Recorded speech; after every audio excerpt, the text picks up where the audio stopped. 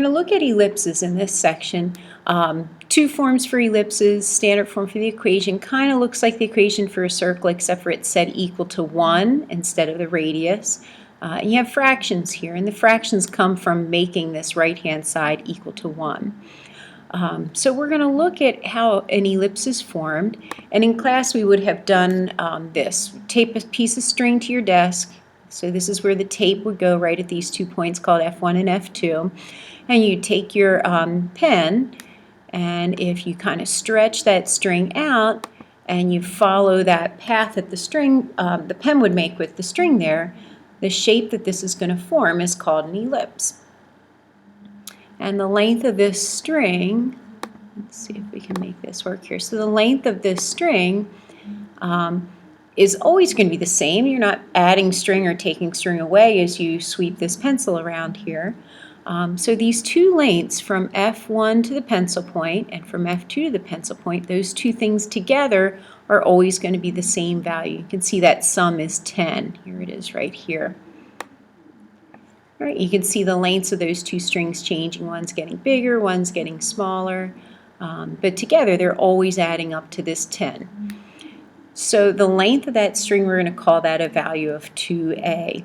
And we'll go through and we'll see how these ellipses are formed. Let me stop that. So we have two pieces, three pieces for an ellipse that we're really going to focus on. One is the center. One is the length of this major axis, or these values that we're going to call A. And then we have this minor axis here, which is values that we're going to call B. We're not going to worry about these focal points and where they're located. We're just going to basically focus on how to go through and graph this ellipse using the center and using these 4 vertice points. So that's what we're going to do. So, and this is a very formal definition for an ellipse. Like I said, we're going to look at the center. We're going to look at these 2 endpoints for the major axis. And we're also going to look at these endpoints, or we're going to call them vertices, for the minor axis there as well. So if we form an ellipse, 2 things could happen. Either the ellipse could be stretched horizontally, so it's going to be long in this direction. And that's when our larger value for A falls underneath the x squared, whether it's shifted from the origin, like this one would be, or if it's centered right at the origin. So either A is going to be the larger value, which is underneath the x squared. Then your graph is going to be stretched along the x-axis. Our major axis would be that 2a. The minor axis would be this length here, which would be 2 of those b's. Or what could happen is that a squared, that a value could be larger and underneath the y value. So a is always the larger value.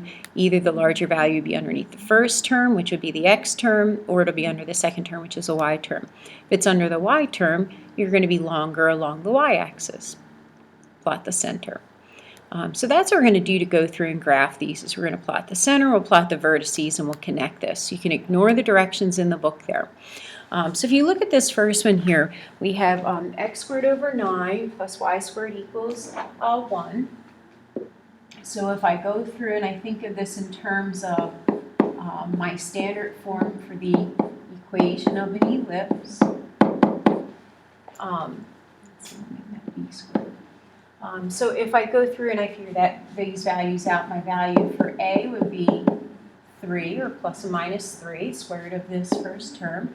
Y squared is not over a value, so I can put it over 1, so it's my value for B. And my center, since I don't have any values added or subtracted to the x and the y, would be at 0, 0. So I will plot my center along the x-axis there. I'm going to go left and right 3 units and plot points. These would be my vertices.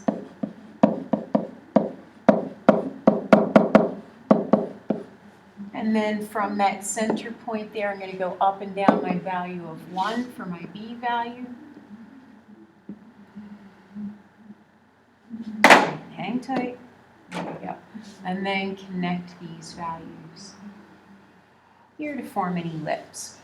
So the other vertices, sometimes they don't call these minor axis endpoints vertices. We're going to call them vertices there. So vertices at plus or minus 3, 0, and 0 plus or minus 1. And that's all you're going to have to do to graph these ellipses.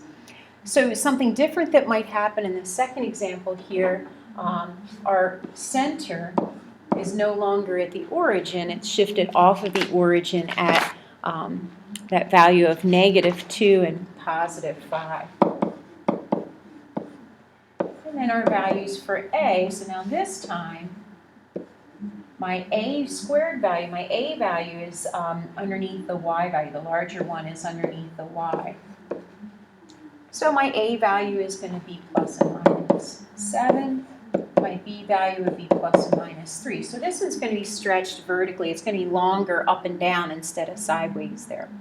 The process is the same. So we'll graph that center, -2, 5. And actually for this one, since my A value is 7, I can either count all of these as 1 and I'll go off the graph, or I can count each of these lines here as a 2. It might make it a little bit easier. So if I'm at -2 and +5, that's going to make this my center. And then from that value, since the 49 is the bigger value underneath the Y, I'm going to go up and down 7 from that center. Remember, I'm counting each one as 2. And then left and right, I'm going to go 3. And then if I connect that, I have my ellipse for that one. And they want to know what are the values for the center, the vertices, what's the length for the major and minor axes, so we can find that. I have the center. My vertices then from that center, so if you think about where the center is, I went from -2, I went left and right 3 units, and I'm still up that value of 5. So if I simplify these vertices, I would have, let's see, I would have 1, 5, -5, 5, and you could even count it up from your graph too if you wanted. And then I would also have vertices from that center. I went from that 5, I went up and down 7 units. So I would also have -2, 12, and -2, -2. And that looks pretty good. -2, 12, that would be this point up top here. -2, -2, that's this guy down here. 1, 5 would be this one, and -5, 5 would be this other one over here. So you might just want to check them, especially if you're, counting your units kind of in a strange way like I did there. And then the length for the major axis is 2 times A. It's just this length here that we're looking for. So that length would be 2 times 7, which is 14. And the length for the minor axis would be 2 times 3, or 6.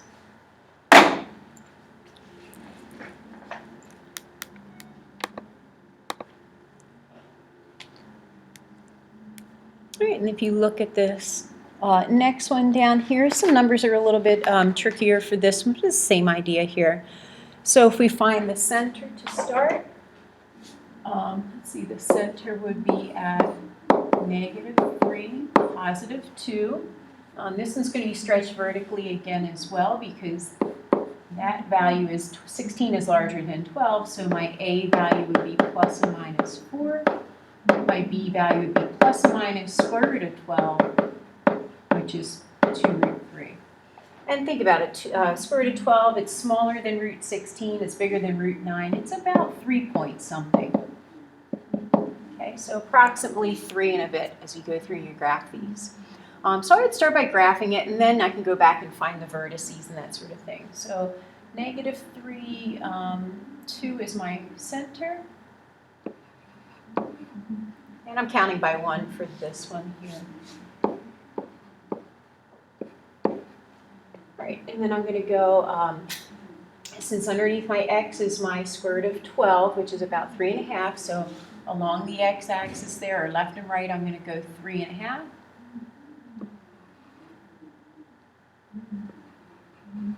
And then from that center, I'm going to go up and down 4.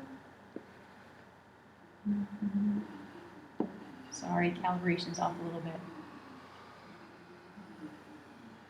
So there's my, my ellipse. And then we need to come up with the vertices. So remember, the vertices would be from that -3. Hold on, this thing's going wacky on me. So -3.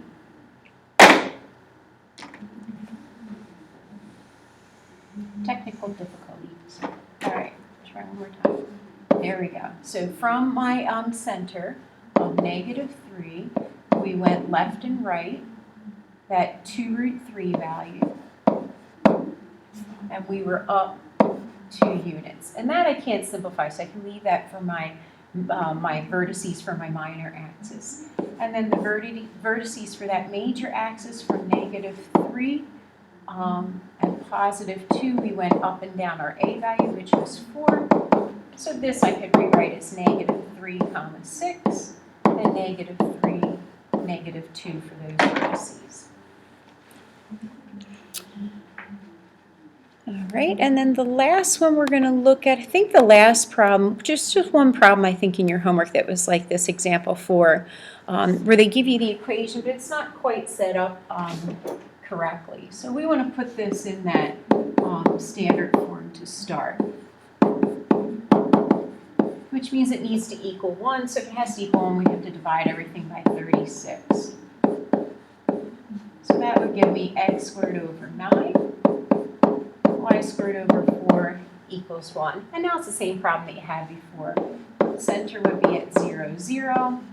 Your A values, it's underneath the x squared is the larger value, so A is 3. B would be 2 then, so this is going to be stretched left and right. So my center is at 0, 0. So we'll go 3 units left and right, and then 2 units up and down. And then we can connect these with a nice smooth curve here. Okay, and I didn't ask for this one in this thing here. So the length for the major axis would be 6. The length of the minor axis would be 4. Oh, we didn't come up with vertices. Let's grab vertices. So vertices would be at ±3, 0, and 0, plus and minus 2. These top and bottom ones here. And that's all you need for the first day of the homework.